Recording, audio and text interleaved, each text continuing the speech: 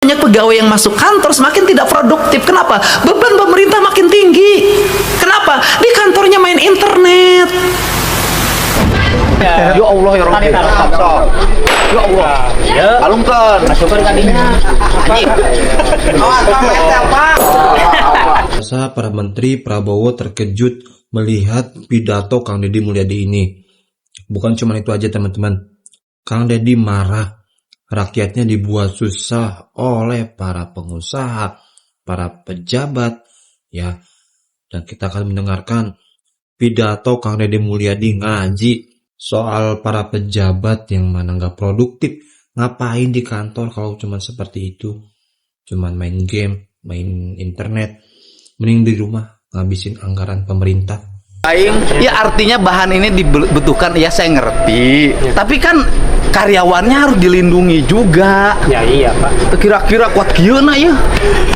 Pimpinan perusahaannya harus merhatiin Bapak, nggak boleh begini. Aing rakyat aing di kieu emang ridho teu aing. Benar Pak, setuju Pak. Ada makan nggak? Masing-masing. Hah? Kan borongan lepas ini mah. Ini pekerjaannya pekerjaan yang sangat beresiko tinggi. Anu kieu mah nu ngabelaannya cari cing wae. Ini zolim ini. Rakyat aing di kieu Asik ya disiksa. ya jadi 10 juta kayak bagi seraya. Aduh, naon Pak Ji. Ngabisin listrik, ngabisin air, ngobrol buat apa? Kenapa? Sudah kurangi. Mana yang birokrat yang memiliki produktivitas, itu saja dipilih yang ngantor. Yang tidak produktif di rumah saja. Nanti kurangin tukinnya. Setuju nggak? Nah, tapi kan saya tidak mungkin. Kenapa? Istrinya nanti marah, apalagi yang dua, bisa cerai satu. Nah, kan ini harus dibuat, dirombak. Saya jujur deh, saya kadang kalau lihat protokol Pemprov suka bingung, itu gawena naonnya cing. Saya nggak suka. Saya tuh nggak suka Pak. Mohon maaf ya, jangan digitu-gituin. Emang aing teh jelema lolong murid tunjuk-tunjuk. Saya sudah tahu, saya duduk di situ. Udah, nggak usah. Karena semakin banyak orang berdiri di depan, itu publik akan semakin menilai, semakin nggak ada pekerjaan pegawai ini. Semakin banyak orang yang menyambut gubernur di depan, semakin kelihatan tidak ada yang kerja. Kenapa? Kerjanya nyambut gubernur.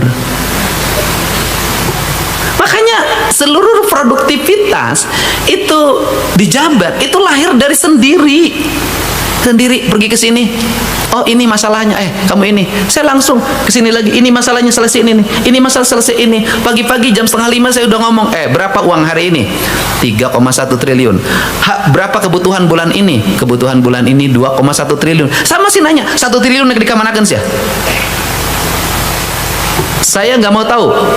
Yang 1 triliun itu harus disimpan atau segera terbelanjakan. Kalau kira-kira terbelanjaan tidak efektif, tambah lagi program kegiatannya. Beresin parung panjang jalannya. Saya bilang kalau bisa harus beres. Ini beresin ini beresin ini. Kenapa? Saya ingin ngejar target. Di tahun ini saya memimpin, sudah kelihatan di Jawa Barat produktivitasnya. Saya selalu mengatakan, kalau orang memimpin 10 tahun, saya memimpin 1 tahun.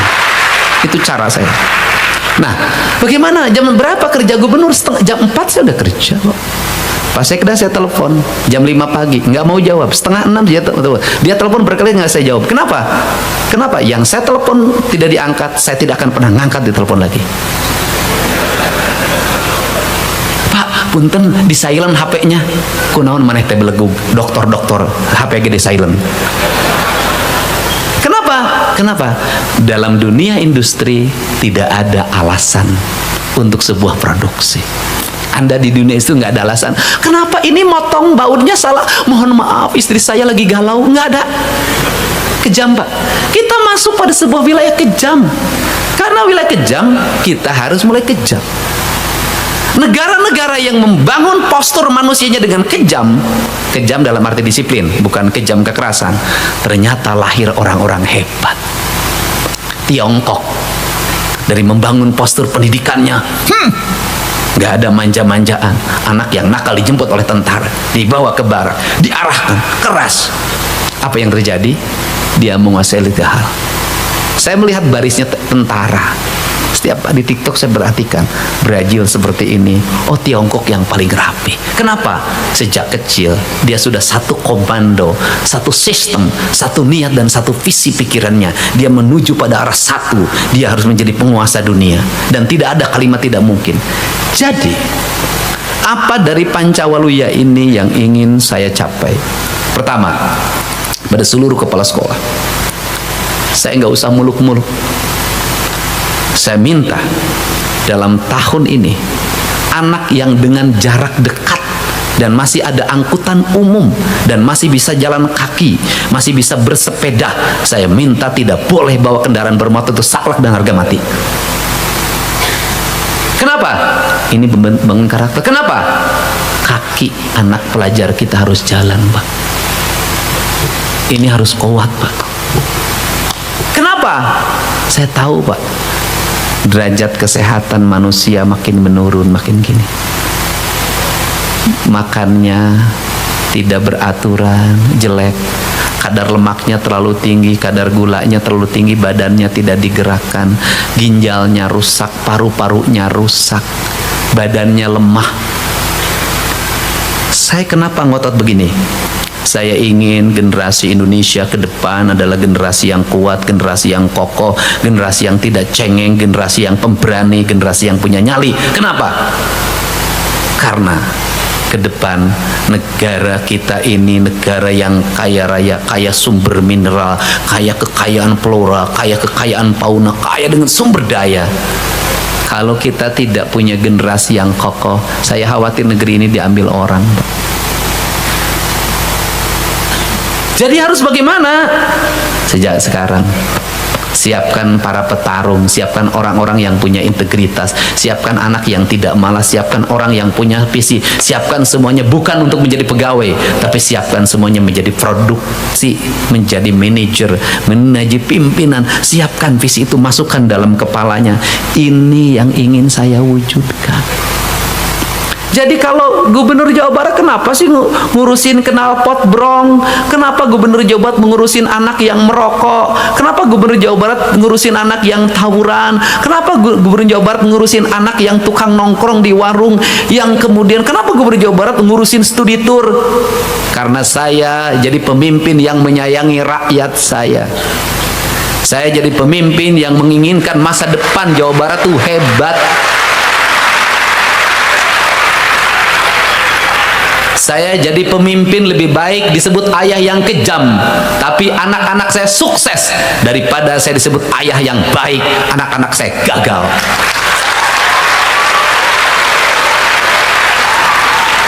Tidak ada keberhasilan tanpa kerja keras. Tidak ada keberhasilan tanpa usaha, tidak ada keberhasilan tanpa puasa. Semuanya harus dilakoni itu. Kenapa? Sejak saya lahir sampai hari ini saya belum pernah jadi pengangguran.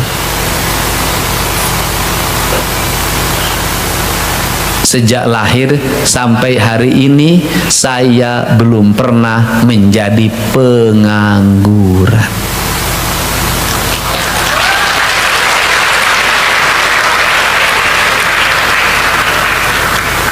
Kelas 1 SD saya sudah punya domba. Kelas 6 saya punya 40. Saya bisa nolong kakak saya yang butuh beli kacamata. Saya bisa nolong kakak saya yang mau nikah. Saya bisa nolong kakak saya yang untuk bayaran sekolah. Saya setiap tahun domba saya dipotong untuk makan keluarga dan dibagi sama tetangga. Saya bisa nolong bapak saya. Ingat saja bapak saya pasang listrik di rumah saya, itu jual domba saya. Artinya sejak kecil saya sudah punya kekayaan.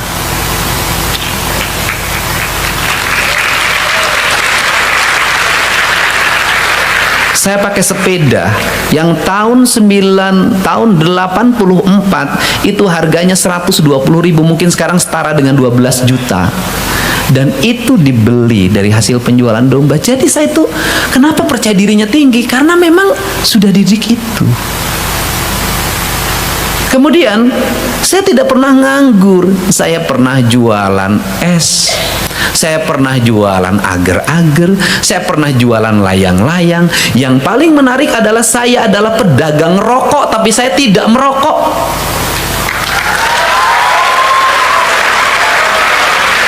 Saya gaul dengan teman-teman SMA saya yang ngaboat. Apa itu ngaboat? Minum pil BK. Saya gaul dengan mereka, tapi saya tidak pernah ikut. Saya gaul dengan teman-teman saya yang peminum, pemabuk, tapi saya tidak pernah ikut minum dan mabuk. Kenapa? Karena hidup saya punya prinsip dalam hidup saya. Jadi ini yang pergaulan tuh harus dibuka, nggak boleh juga nggak ditutup. Kenapa? Orang yang sudah sejak kecil terbuka pergaulannya, bergaul dengan orang nakal, bergaul dengan berandalan, bergaul dengan mereka tapi tidak pernah berubah dan terbawa, itulah orang hebat. Yang hati-hati itu orang yang tidak pernah bergaul, suatu saat dia bergaul biasanya cepat terbawa dan dia jadi korban. Makanya anak kita nggak boleh ditutup, dia harus dibuka. Untuk apa? Dia memahami wawasan dan pandangan. Tidak ada. Saya tidak pernah jadi penganggur. Saya masuk SMA, kalau kemudian kuliah saya menjadi pedagang bala-bala. Lulus kuliah, sebelum lulus kuliah saya sudah kerja di pabrik untuk melakukan studi membuat. Ingat loh, saya bikin skripsi. Bagaimana caranya bikin skripsi saya tidak bayar. Saya membuat penelitian, ngelamar jadi tenaga kerja kontrak pura-puranya di PT Indobarat Rayon, digaji 200.000 selama 1 tahun. Dan di setahun itulah saya membuat skripsi tentang industri. Tidak kayak orang. Setelah lulus kemudian saya kerja di balai latihan kerja luar negeri Binawan Praduta. Saya ngerti urusan TKI itu. Setelah itu saya menjadi pedagang beras. Setelah menjadi pedagang beras saya menikah. Dan saat saya menikah tidak ada saya nginep 1 malam pun di rumah mertua. Saya nginep di rumah sendiri yang itu ngontrak. Itulah laki-laki.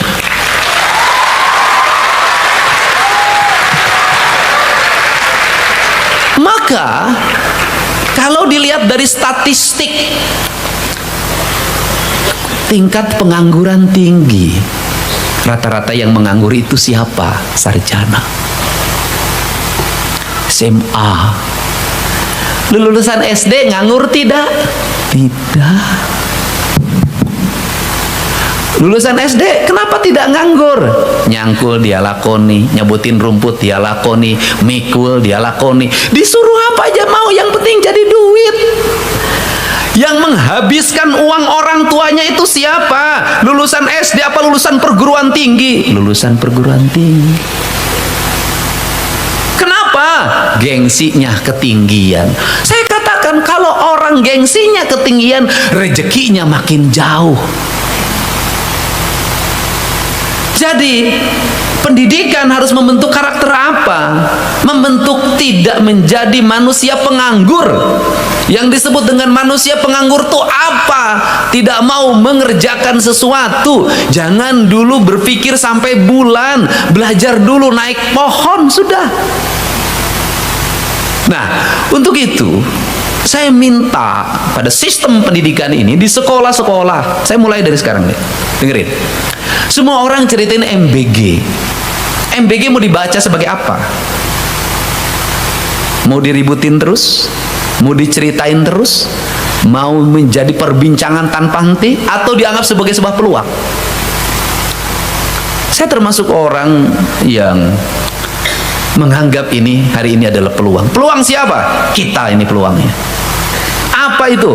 Ada duit 50 triliun di Jawa Barat. Ada pengurangan memang di Jawa Barat. Hari ini Jawa Barat kehilangan 5,7 triliun. Dari statistik ekonomi, kabupaten kotanya mengalami penurunan pembiayaan 5,7 triliun. Tapi ada 50 triliun. Ayo, mau dibaca sebagai apa? Mau peluang, mau apa? Saya baca ini peluang. Gak apa-apa deh. Saya puasa, infrastruktur kami bangun, sekolah kami bangun. Gak apa-apa. Perjalanan dinas kami potong, snack kami potong, baju potong, semua potong. Gak apa-apa. Listrik dimatiin sebagian, wifi dimatiin sebagian, air diirit, kami ngirit, nggak apa-apa. Tapi infrastruktur tetap akan kami bangun, sekolah akan kami wujudkan, irigasi akan kami bangun, PJU akan kami bangun di mana-mana. Saya ingin dalam 5 tahun Jawa Barat sudah terwujud seluruh mimpinya. Tapi saya akan baca peluang yang 50 triliun itu. Bagaimana? Hei, ada pisang yang disajikan tiap hari. Hitung itu, kalau 1.500 siswa per hari berarti 1.500 pisang. Kenapa Anda tidak baca? Kepala UPTD-nya kenapa tidak bergerak? Hitung berapa halaman sekolah luasnya. Tanamin pisang serempak. Daripada tanah-tanah Pemda hari ini kosong di mana-mana, tanamin pisang. Dikontrak kerjakan, SMA ini pisangnya di sini, SMA ini pisangnya di sini, SMK ini pisangnya di sini. Ini yang paling mudah memeliharanya. Itu ekosistem ekonomi. Sekolah bagaimana? Sekolah bisa menjadi konsumen dan bisa menjadi produsen. Anak-anak makan telur. Bagaimana caranya kalau telur yang disajikan oleh MBG itu, telur itu diproduksi oleh anak-anak sekolah? Bagaimana kalau setiap anak sekolah diwajibkan di rumahnya pelihara ayam? Anda mau menganggap apa? Mau menganggap peluang? Menganggap tantangan? Pelihara ayam diwajibkan, sudah pelihara ayam. Kalau pelihara ayam maka ada siklus. Sisa MBG yang tidak dimakan itu dikarungin, bawa ke rumah, kasih makan ayam. Apa tidak berputar? 50 triliun jangan dibuang. Ini peluang menurut saya. Nah, bagaimana anak sekolah itu nanti datang ke sekolah, muda ke depan, saya ingin ke depan, keinginan saya dapurnya itu di sekolah saja. Ini keinginan saya. Ya sudah, yang sekolah penduduk, yang sekolahnya siswanya 1.000, ya dapurnya di situ, minimal dekat di situ. Ya kalau seperti itu pengelolanya kan bisa, oh ibu-ibunya yang tiap hari, hai udah masak weh. Daripada hai. Nah kemudian di situ disuruh ngelola. Kalau di situ suruh ngelola, maka nanti beli telurnya dari mana? Dari komponen yang 10.000 tidak boleh terkurangi itu. Ya itu siswa lumayan. Saya mah cuman bawa seminggu teh setengah kiloan, jual, beli, siklus ekonomi. Bayangin, makanannya dimakan oleh kita, produk untuk makanan itu diproduk oleh kita. Di depan sekolah udah nggak usah tinggi-tinggi pelajaran. Wabarakatuh, teman-teman semua. Tadi kita sudah menyimak pidato dari Gubernur Jawa Barat Kang Deddy Mulyadi, yang Kang Deddy sampaikan bahwa para pejabat harusnya turun langsung ke lapangan, mengecek kondisi rakyatnya gimana, mengecek kondisi lingkungan sekitar seperti apa, apakah ya masyarakat membutuhkan kita sebagai pejabat ya atau gimana. Jangan hanya duduk-duduk saja ya di kantor, tapi harus turun ke lapangan. Sudah Kang dicontohkan itu ya teman-teman, luar biasa. Saya rasa harusnya jadi pelajaran ini ya, harus jadi pelajaran untuk para pejabat. Dan Kang Deddy pun ya sampaikan bahwa ya tolong jaga alam, jangan dirusak. Apalagi ya para pejabat yang mana memegang kekuasaan, jangan sampai ya terkena tipu daya yang mana diiming-imingi disogok dengan uang, ya akhirnya mengizinkan ya hutan dibabat menjadi perumahan dan yang lainnya teman-teman. Itu jangan sampai ya, kalau ini sudah tegaskan itu luar biasa ya teman-teman ya. Kita berharap ya Indonesia mempunyai pemimpin yang seperti Kang Deddy, yang integritas ya, yang integritasnya tinggi ya, seperti itu ya teman-teman. Semoga ada manfaatnya pidato dari Gubernur Jawa Barat Kang Deddy Mulyadi teman-teman. Oke, itu dia berikut ini. Terima kasih, sampai berikut video. Assalamualaikum warahmatullahi wabarakatuh.